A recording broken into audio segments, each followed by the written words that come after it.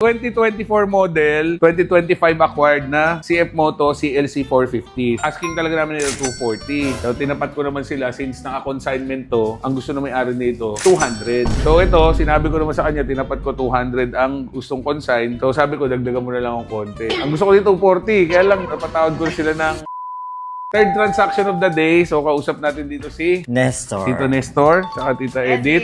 So, ito, family friend namin. Sama namin matagal na sa event-event pa. Baby pa yung anak ko, no? Pero siguro, 16 years ago, siguro mga ganun katagal na. So, nabili na nila yung Z900 RS doon kay Gerald. So, si Sir Gerald, siya nakabili nung Z900 RS. Parang hindi kami nag-vlog nung kasi wala ako, no? So, anak nila ngayon, ang bibili naman ng bike, yung tatay naman. So, yan. Ilang taon na Tito Nes? 69. 69. Galing to. Magaling ba? Magaling ba? Magmotor. Kaya nga 69 eh. 2024 model, 2025 acquired na CF Moto CLC 450. So maganda dito, mababa, bobber siya, pero expressway legal siya. Tapos ang pinakamaganda dito, odo lang nito is 733. So TFT na rin pala yung gauge yung ganda. Tapos ang aftermarket nito, may Oxlite na siya, high and low. Tapos meron na rin siyang crash guard, saka meron na rin front na leather bag. Plus ito yung nagpamargin, naka-plastic pa yun eh. So ito, done deal na kami dito nila Tito Nes eh. Asking talaga namin nito 240. So, tinapat ko naman sila since naka-consignment to, ang gusto na may-ari nito, 200. So, usually, nagba-margin kami. Plus, pagka nagpapakonsign sa amin, sumisingil kami ng 2,000 per month. So, parang rental fee sa amin. Kasi kami nagcha-charge, kami naglilinis. So, ito, hindi ko na siya siningil dun sa 2,000 since hindi naman umabot ng kaka-deliver. Nung nakita nyo kasi to, kakahatid lang niya nung araw na yun. Kaya di pa na-post, di pa na-paskin. So, ito, sinabi ko naman sa kanya, tinapat ko 200 ang gustong consign. So, sabi ko, dagdagan mo na lang ang konti. Ang gusto ko dito, 40. Kaya lang, napatawad ko sila ng 215, tama? So, yan. 215. So, done deal kami dito, Okay. 215. So, done deal kami dito, Nes.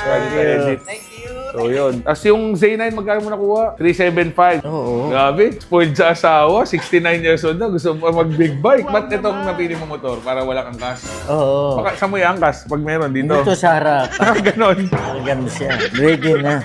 So ito, kumpleto siya ng manual, warranty booklet, pati yung tools niya. Tapos ito yung extra key niya. Plus ito yung ORCR niya. Registered siya hanggang April 2028. Alam ko wala pa siya RFID pero expressway legal siya. So lagyan mo na lang kasi 700 lang takbo. Parang hindi ginamit talaga. So kumpleto naman dito sale tsaka IDs. Tapos cash payment naman. Plus bigay ko lang sa iyo yung freebies. So meron kaming 20% discount kay Zeus Exhaust pag nagpakabit ka ng tambucho. Sa Caloocan din to. Less 5,000 any riding course kay Motor Clyde Training Center. Less 2,500 Coach Mel Aquino Motorcycle Riding School Philippines pag nag-training ka rin doon. Plus less 5,000 discount kay Flicker Tech pag nagpa-PPF ka ng kotse o ng motor. Tsaka syempre meron kaming Microtex na protectant, tire cream, tsaka shampoo. Plus panglinis ng kadena, meron ka ring Rexco na lubricant, degreaser, tsaka chain lube kasama yung brush ng kadena. Tsaka syempre sombrero namin. Kasi nakaraan siya lang meron, wala ka eh. Kaya nga eh. So yun, kumpleto naman to. So, ito Nes, thank you. Thank you rin. Ayun, done deal kami.